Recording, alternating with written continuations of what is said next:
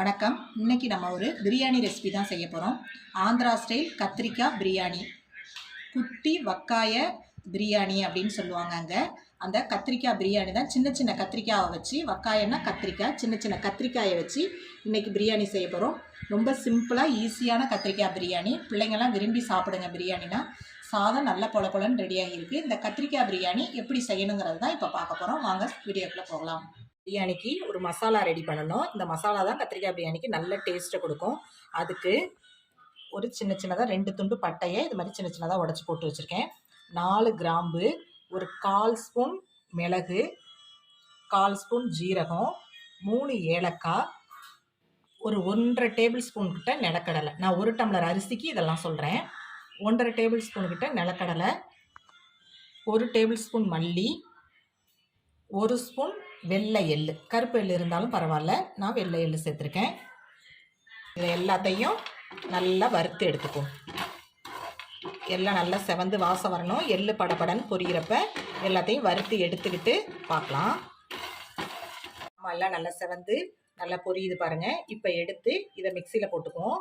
அதில் ஒரு துண்டு இஞ்சி, ஒரு 7 பல்லு பூண்டு பல்லு, இதையும் இதோட போட்டு தண்ணி ஊற்றியே அரைச்சிக்கலாம். பவுடராக இருக்கணும்னு தேவையில்லை. கொஞ்சமாக தண்ணி ஊற்றி கூட திக்காக அரைச்சி எடுத்து வச்சுக்குவோம்.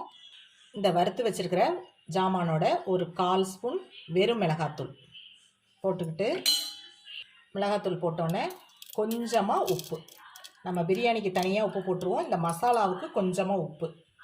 இது எல்லாத்தையும் நல்லா பவுடராக நைஸாக அரைச்சிட்டு வந்துடணும். நல்லா நைஸான பேஸ்ட்டாக கொஞ்சம் தண்ணி ஊற்றி கூட அரைச்சிக்கலாம். அரைச்சி எடுத்துகிட்டு வந்துடலாம். பவுடராக இருந்தாலும் இருக்கலாம். இது கத்திரிக்காய்க்குள்ளே நல்லா ஸ்டஃப் பண்ண போகிறோம். அதனால் கொஞ்சமாக தண்ணி ஊற்றி அரைச்சிட்டு வந்துட்டோம்னா நல்லா உள்ளார பேஸ்ட் மாதிரி தடவி விட்டுறலாம். இந்த மசாலாவை இது மாதிரி நல்லா நைஸாக அரைச்சி எடுத்துகிட்டு வந்துட்டேன்.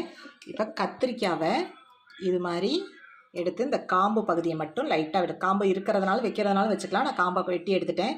இது மாதிரி வச்சிங்கன்னா தான் கத்திரிக்காய் உடையாது. இது மாதிரி நறுக்கி உள்ளார பூச்செல்லாம் இருக்கான்னு பார்த்துட்டு, இப்போ இந்த கத்திரிக்காய்க்குள்ளே இந்த மசாலாவை உள்ளார வைக்கணும். இப்போ எல்லா கத்திரிக்காயிலையும் இது மாதிரி மசாலாவை உள்ளார வச்சு தடவி எடுத்து வச்சுருங்க.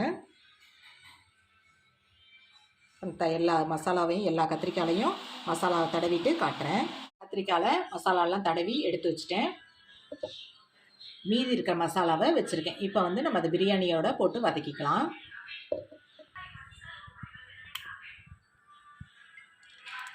இப்போ ஒரு குக்கரில் தான் நான் செய்ய போகிறேன். நீங்கள் பாத்திரத்தில் செய்கிறதுனாலும் செய்யலாம்.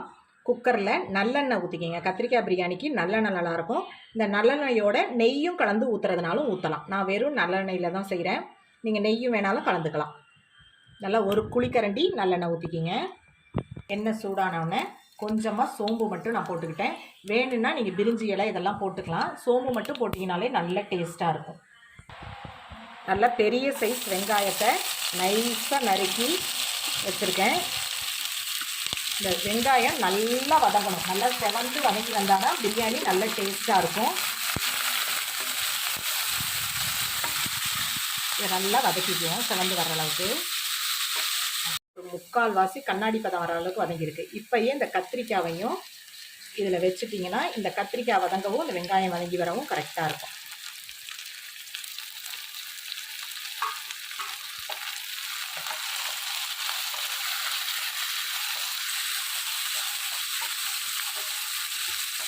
இப்போ இதில் ஒரு தட்டைப்பட்டு மூடி ஒரு சிம்மில் ஒரு 5 நிமிஷம் வச்சோம்னா கத்திரிக்காய் கலர் மாதிரி வரணும். அது வரையிலும் நல்லா வதங்கட்டும்.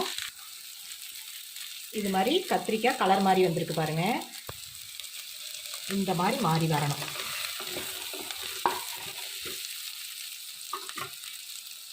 இப்போ நல்லா ஒரு பழுத்த ஒரு தக்காளியை நறுக்கி வச்சுருக்கேன், பெரிய தக்காளியாக. இதை போட்டுட்டு இதில் கொஞ்சமாக உப்பு போட்டோம்னா இந்த தக்காளி நல்லா பேஸ்ட்டாக வதங்கி வரும்.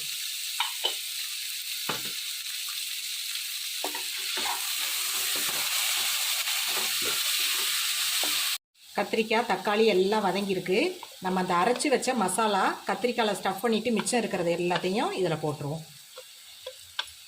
அப்போ தான் பிரியாணி நல்லா வாசமாக இருக்கும். அந்த மசாலாவை இதோட போட்டு வதக்கணும். அதோட அந்த மசாலாவில் மட்டும்தான் ஒரு 1/4 ஸ்பூன் வரமிளகாத்தூள் போட்டோம். அதனால் இப்போ கொஞ்சோண்டு காரத்துக்கு ஒரு 1/4 ஸ்பூன் வரமிளகாத்தூள் போட்டுக்குவோம். மசாலா எல்லாம் சேர்ந்து நல்லா வதங்கி எண்ணெய் பிரிஞ்சு வரணும். வந்தோடனே தண்ணியை நம்ம அளந்து ஊற்றிக்க வேண்டியதுதான். தக்காளி, வெங்காயம், கத்திரிக்காய், அந்த மசாலா எல்லாம் சேர்ந்து வதங்கி நல்லா எண்ணெய் பிரிஞ்சு வருது பாருங்கள். நல்லா செவந்து எண்ணெய் பிரிஞ்சு வந்துருச்சு.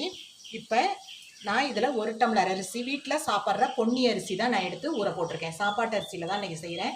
1 டம்ளர் அரிசிக்கு நான் 3 டம்ளர் சாப்பாட்டுக்கு தண்ணி வைப்பேன். இதில் மசாலா கொஞ்சம் ட்ரையாக தான் இருக்குது, அதனால் 3 டம்ளர் தண்ணி ஊற்றி இன்றைக்கி நான் வைக்க போகிறேன். உங்கள் அரிசிக்கு தகுந்த மாதிரி நீங்கள் வச்சுக்கோங்க. பாஸ்மதியோ ஜீரக சம்பாவோ அதுக்கு தகுந்த மாதிரி நீங்கள் வச்சுக்கோங்க. இந்த மிக்ஸி ஜாரெல்லாம் கழுவி அதையும் இதிலே ஊற்றிடுவோம்.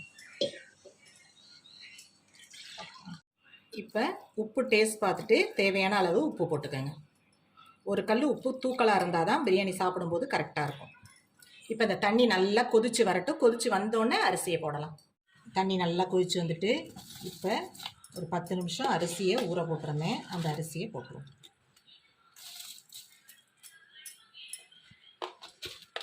கத்திரிக்காய் சாப்பிடாத பிள்ளைங்க கூட இது மாதிரி பிரியாணி செஞ்சு கொடுத்தீங்கன்னா சாப்பிட்றோம்.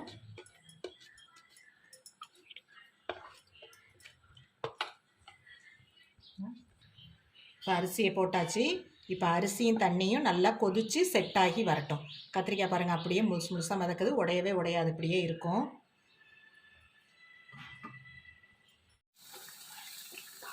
இப்போ அரிசியும் தண்ணியும் நல்லா செட் ஆகி வந்துருச்சு.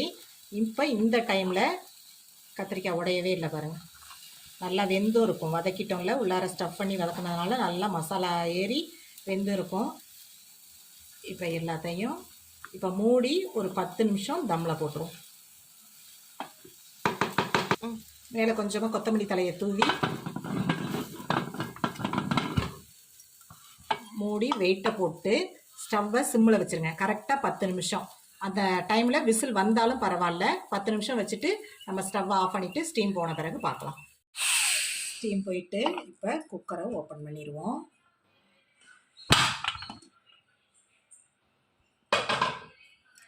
சாதம் பாருங்கள் எவ்வளோ சூப்பராக இருக்குது பாருங்கள். பார்க்கும்போதே தெரியுது, நல்லா பொலன்னு வந்திருக்கு. கத்திரிக்காயும் உடையவே இல்லை பாருங்கள். அப்படியே மெதுவாக கிளறி விட்டுருவோம். கத்திரிக்காய் உடையாத அளவுக்கு அப்படியே கிளறி விட்டுருவோம். சாதம் நல்லா பொலன்னு நல்லா சூப்பராக வந்திருக்கு பாருங்கள். கத்திரிக்காயும் ஒன்று கூட உடஞ்சி மசியலை, அப்படியே முழுசாக இருக்குது பாருங்கள். சூப்பரான கத்திரிக்காய் பிரியாணி ரெடி ஆயிடுச்சு.